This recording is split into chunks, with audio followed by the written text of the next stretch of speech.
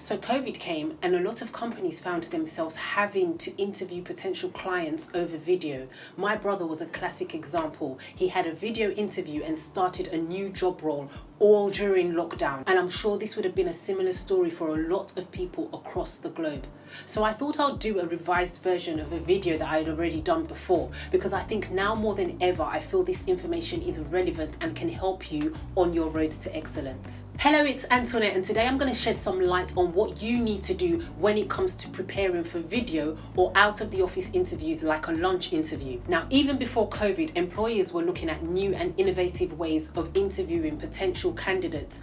And with the increase of video conferencing, they were and they're still taking to doing a lot more video interviews, especially as like a preliminary step to seeing that candidate before they go on to the next stage. And this is also extremely convenient for those overseas positions. Now, likewise, out of the office interviews like over the lunch interviews will also becoming popular. And I think once the whole social distancing thing phases out, then we might see the popularity of this increasing again. So if this happens, you're going to have to know what to do, what's required of you, and that there's a lot more prep involved than your conventional sit down face-to-face office type of interview. And for the out of office interviews like the lunch interviews, there's also a lot more that you need to bear in mind when it comes to etiquette, like your dining skills, for instance, because they'll be closely observing all of this. Now, I've personally had both a video and a lunch interview, so I think I'm a good candidate to talk you through what you need to know. So without wasting too much time, let's get straight into the video. Now, you need to prepare for your video interviews in exactly the same way you would your normal face-to-face interview in an office,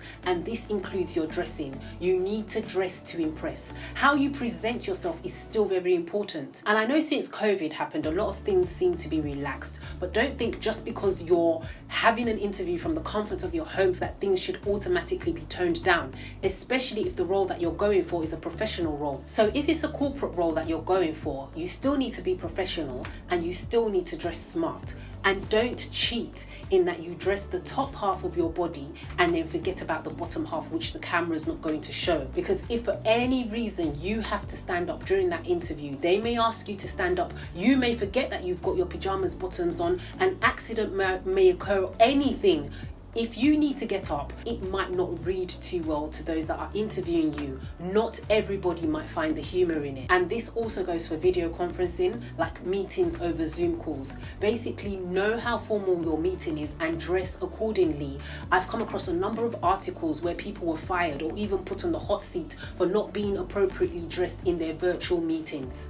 So it's just best to err on the side of caution and don't take unnecessary risks. Now, my next point is your appearance. And in line with dressing and how you look, you also want to make sure that things like your hair, your nails, and ladies, your makeup is all presentable and appropriate for your interview. You might also find it useful to apply some translucent powder on your face, because sweat can come up easily on the camera, showing up as shiny, and you don't want to be looking like a greasy mess, especially if you're nervous. And as a point of guidance, also avoid wearing patterned tops or busy prints. Go with monochrome or neutral tones, something that's a lot easier on the eye and not a cause of distraction to those interviewing you. Also, don't forget that lighting is key for the aesthetics and how you look, and the more light you have, the better. So if you can, get as much of the natural light in as possible, and if you have to use additional lights in, then go ahead and do so. And also make sure that you're sitting at a desk and not on your bed, or you have your bed in the background, because this does not look professional. And if possible, sit against a plain background. Just basically avoid anything that can pose as a distraction.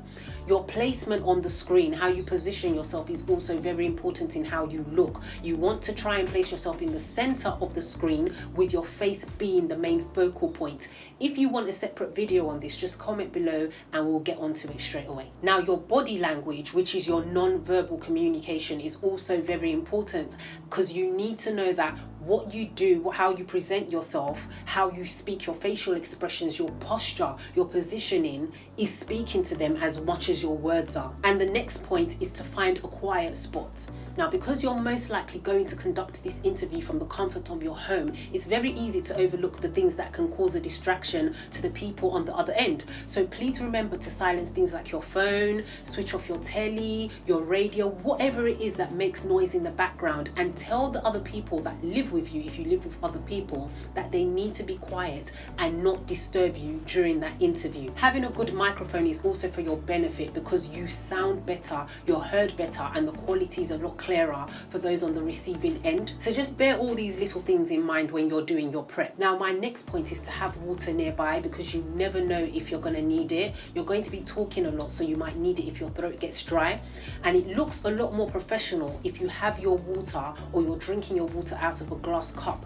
But if you're clumsy or prone to tipping things, then you might just want to reserve that for the bottle, like keep it in the bottle. But it's better to always have water than not have water. Now, my next point is to have your notes to hand. Now, you can have some pointer notes or things like your CV to make reference to at any point during the interview, but just make sure that you're not constantly looking down. You need to maintain good eye contact with the people interviewing you because, again, your body language is important. So you don't want it to become a distraction or become too obvious that all you're doing is reading your notes. Now, bearing this in mind, you also want to make sure that you're looking directly at your camera and not the screen of the device you're using. So if you're using your phone, you're not looking at your phone screen, you're not looking at your laptop screen or your desktop. You're looking directly into the camera of that device or your webcam if you're using a webcam. It could also be beneficial for you and help boost your confidence if you do a test run beforehand, record yourself and then watch yourself back. Analyze your body language, look at what your facial expressions are saying and pick up on the things that you can improve on before your actual interview. Finally, and I think this is one of the most important points, you need to test your internet and Wi-Fi connection and the apps that you're using beforehand. There is nothing worse than things not working properly when you need them to. So as much as it is in your power, make sure that everything is connected, the things that need to be properly connected and put in place. So for instance, if you know that usually you have connectivity problems with your Wi-Fi, especially if you're sharing residence with other people, you might want to switch over to your data while your interview is going ahead. Again, you might want to do a test run and practice with someone else, familiarizing yourself with the apps that you're using, be it Zoom or Skype, whatever it is, so that you're more confident and comfortable beforehand. You know how to do what you need to do or how to place yourself and how to work the app. Basically, just think ahead and plan in advance. Now, I'm quickly going to touch on out of the office interviews, like over the lunch interviews. Basically, all the rules still apply, but you'll definitely want to brush up on your etiquette, like your dining skills. So if you don't already know these things, definitely get in touch with us. Now, these sorts of interviews are especially popular with companies that are hiring people to represent them a lot outside of the office, and they'll have to engage a lot with client outings, gatherings, dinners, all of that. So you better believe that they're going to be analyzing your every move, your social interaction, your social skills, they're all paramount. So if you don't already have these necessary skills, now would be the time for you to enroll in one of our private courses, because it could be the make or break of you getting that job. It could make that difference. These skills are still very vital today, and it's unbelievable the number of people that underestimate the value of these key skills.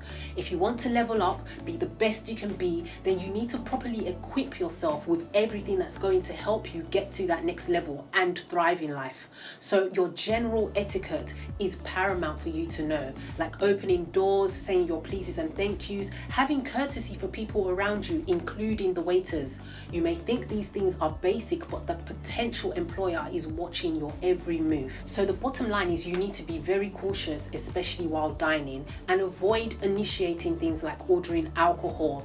Even if alcohol is offered in the interview, I think it's better to err on the side of caution and make a pass. Just stick to non-alcoholic beverages. Remember that this is an interview. And finally, don't forget to send a thank you note to the potential employer. Even if it's a quick email, drop it to them, especially since they would have had to foot the bill and pay for your meal. Okay, so I'm going to leave it there for now. If you want us to go into further details on any of the topics that I've covered in this video, just comment below or get in touch with us on any one of our social media platforms.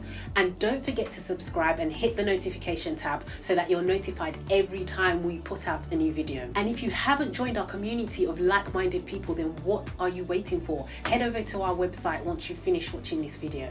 So until next time, it's bye for now and see you in the next one.